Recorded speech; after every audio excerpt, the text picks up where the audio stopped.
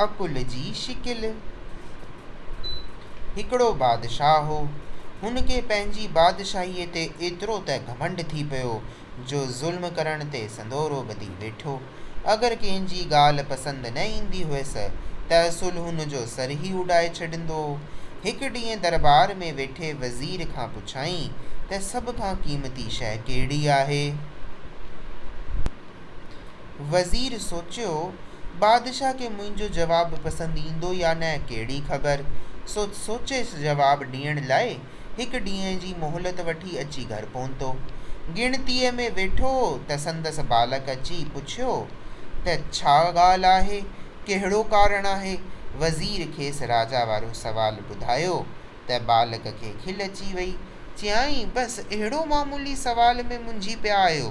पीउ खे ॿुधाईं त संसार में क़ीमती शइ आहे अकुल।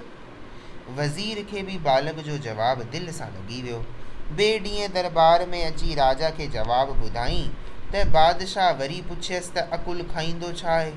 वज़ीर मुंझी पियो, वरी बि हिकु ॾींहं जी मोहलत वठी घर पहुतो ऐं बालक खे सॼी ॻाल्हि करे ॿुधाईं। इहो ॿुधी पुटु चयो त राजा त मामूली सवाल थो पुछे, इहो बि नथो सम्झे अकुल खाए ग़म। ॿिए ॾींहुं दरबार में राजा जवाबु ॿुधी पुछियो त अकुल पीअंदो छा आहे। वज़ीर वरी बि हिकु ॾींहं जी मोहलत वठी अची घर पहुतो। सवालु ॿुधी पुटसि हिकदमि ॿुधायो त अकुल पीए गुस्सो। हाणे दरबार में राजा अहिड़ा सही जवाबु ॿुधी बाक़ी पुछियो त अकुल जी शिकिल कहिड़ी आहे। हाणे बि वज़ीर हिकु ॾींहं जी मोहलत वठी घर अची पंहिंजे बालक सां हक़ीक़त बयानु कई।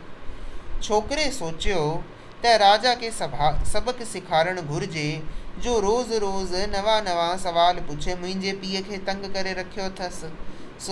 चयाईं त मूंखे ख़ुदि हली राजा खे अकुल जी शिकिल ॾेखारणी पवंदी। ॿिए ॾींहुं वज़ीर राजा खे समूरी हक़ीक़त ॿुधाई ऐं चयो त मुंहिंजो पुटु ई सभिनी सवालनि जा जवाब ॿुधाईंदो। अॼु हू ख़ुदि आयो आहे तव्हांखे अकुल जी शिकिल ॾेखारणु। बादशाह बालक ॾांहुं निहारे हैरान थी वियो, लेकिन बालक खेसि ॿुधायो त अकुल जी शिकिल ॾेखारण लाइ तव्हांखे सिर्फ़ु 5 मिंटनि लाइ मूंखे तख़्त ते विहारे बादशाह बणाइणो पवंदो। बादशाह हैरान त थियो, पर बालक जो इम्तिहान वठण ऐं संदसि दिलि रखण लाइ खेसि तख़्त ते विहारे ऐलान कयो त हीअ बालक 5 मिंटनि लाइ बादशाह आहे। हिन जे हर हुकम जी बराबरि तामील यानी पोइवारी थियणु घुरिजे। बालक तख़्त ते वेहण शर्त जल्लाद खे सॾाए हुकम ॾिनो त अॻोणे बादशाह जो सर धर खां धार कयो वञे। बादशाह जूं त वायूं ई बेताल थी वियूं, घबराइजी वियो। अहिड़ो नादरी हुकम, लेकिन हिन वक़्त त बालक बादशाह हो ऐं इहो संदसि हुकम हो। बादशाह हथ जोड़े माफ़ी घुरंदे चयो, साणसि अहिड़ो ज़ुल्म न कयो वञे। हिन बालक जल्लाद खे रोकंदे बादशाह खे चयो त हाणे तव्हां ॾिठी अकुल जी शिकिल।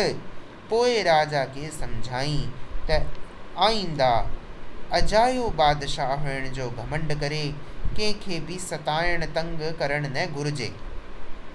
पोइ राजा खां ख़ातिरी वठी खेसि वापसि तख़्त मोटाए ॾिनो, जंहिंजी सभिनी दरबारनि ख़ूब सराह कई। हिते कहाणी ख़तमु थी।